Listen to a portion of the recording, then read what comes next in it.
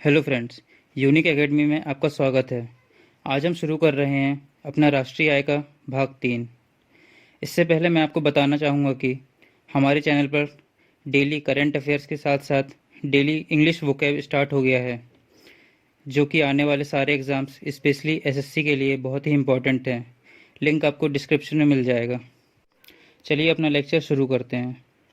अपने last lecture में हमने राष्ट्रीय आय की अवधारणाओं पर चर्चा की कि राष्ट्रीय आय को जानने के तरीके क्या क्या हैं। जैसे हमने देखा था जीडीपी, जिसे सकल घरेलू उत्पाद कहा जाता है, और एनडीपी, जिसे नेट डोमेस्टिक प्रोडक्ट या निवल घरेलू उत्पाद कहते हैं। इसके बाद देखते हैं जीएनपी और एनएनपी। थोड़ा सा दोनों को अगर हम कंपेयर करें तो इनमें से एक चीज़ कॉमन है। फर्स्ट में डीपी कॉमन है और सेकंड में एनपी कॉमन है। और पहले में जी से एन में कन्वर्ट हो रहा है। जी का मतलब है ग्रॉस यानी कि पूरा, और एन का मतलब है नेट यानी कि शुद्ध। ग्रॉस में पूरा प्रोडक्शन आ रहा है, लेकिन नेट में आते हैं तो ग्रॉस में से डेप्रिसिएशन को हटा देते हैं। वही कॉन्सेप्ट जीएनपी और एनएनपी पर भी लागू होगा जब जी से एन पर जाएंगे। जीएनपी का मतलब है ग्रॉस नेशनल प्रोडक्ट या सकल राष्ट्रीय उत्पाद। राष्ट्रीय उत्पाद का मतलब होता है कि राष्ट्र के नागरिकों द्वारा किया गया उत्पाद। यहाँ पर केवल भारतीय नागरिकों को ही जोड़ा गया है, चाहे वे भारत में उत्पादन कर रहे हों या भारत के बाहर उत्पादन कर रहे हों।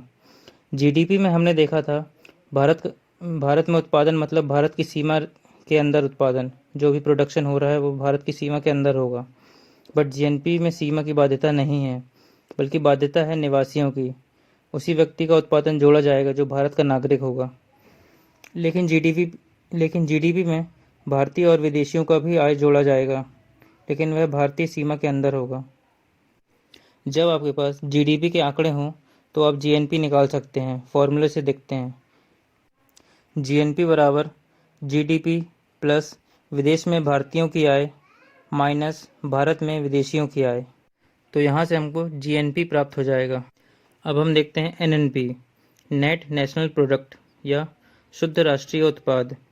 इसके लिए हमें एक ही मेथड यूज़ करना है जो आपके सामने है कि जीएनपी में से घिसावट या डेप्रिसिएशन को हटा दें तो हमें नेट नेशनल प्रोडक्ट मिल जाएगा। अब राष्ट्रीय आय को मापने का सबसे बेहतर तरीका यही माना जाता है एनएनपी एट फैक्टर कॉस्ट।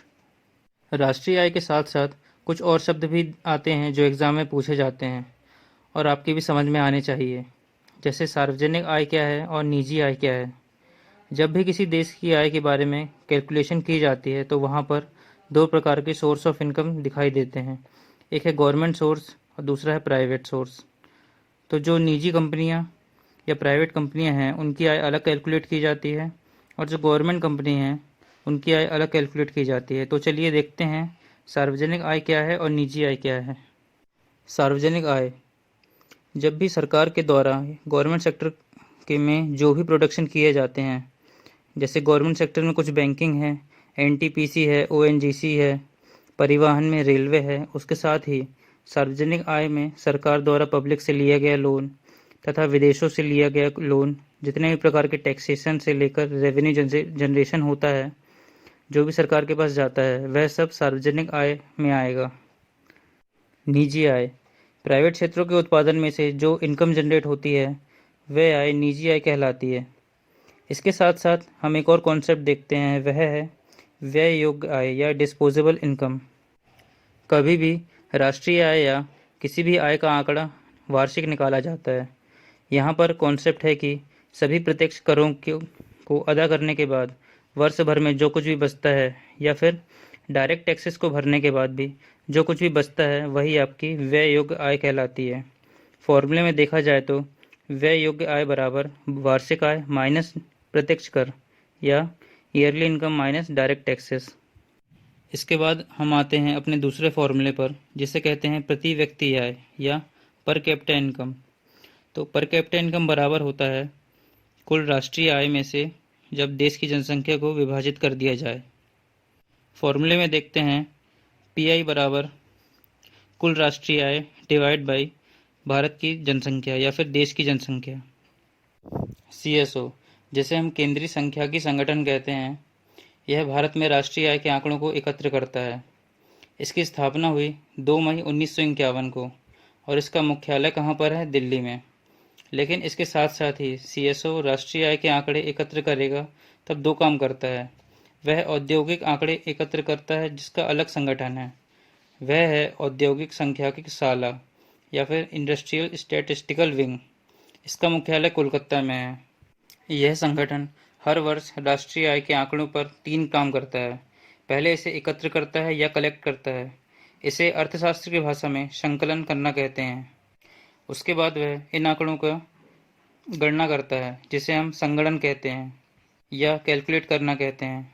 इसके बाद इसका प्रकाशन कर देता है जिसको हम श्वेत पत्र या वाइट पेपर कहते हैं। इसके बाद हम एक संगठन और देखते हैं, NSSO, national sample survey organisation, जिसे हम हिंदी में कहेंगे राष्ट्रीय प्रतिदर्श सर्वेक्षण संस्थान।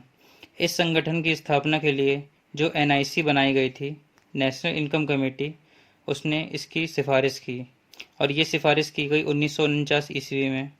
और इसकी सिफारिश करने के लिए PC महालनोबिस, जो कि NIC के चेयरमैन थे, उन्होंने रिकमेंड किया था। NSSO जो सैंपल सर्वे करता है, इसके लिए एक निश्चित मानक समय है। यह है जुलाई से जून तक आंकड़े एकत्र करता है। NSSO पहले NSS, नेशनल सैंपल सर्वे, जिसकी स्थापना 1950 में की गई थी और यह 1950 से 1970 तक NSS के नाम से ही चलता रहा।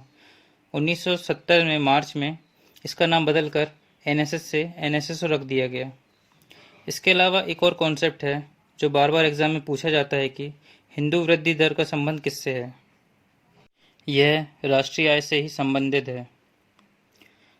तो एक अर्थशास्त्री प्रोफेसर राजा कृष्णा, जिन्होंने भारत की अर्थव्यवस्था के सर्वेक्षण किया और बताया कि भारत की अर्थव्यवस्था का ग्रोथ रेट लगभग 3.5% है पर ईयर, और इतना ही ग्रोथ रेट भारतीय जनसंख्या में हिंदू वृद्धि दर का भी है। तो बेसिकली जो प्रश्न बनता है कि हिंदू वृद्धि दर का संबंध किससे है, तो इसका सीधा संबंध है राष्ट्रीय आय या नेशनल इनकम से। तो आज राष्ट्रीय आय का चैप्टर समाप्त हुआ। नेक्स्ट लेक्चर में हम एक नया टॉपिक शुरू करेंगे। धन्यवाद। हेलो फ्रेंड्स, यूनिक एकेडमी में आपका स्वागत है।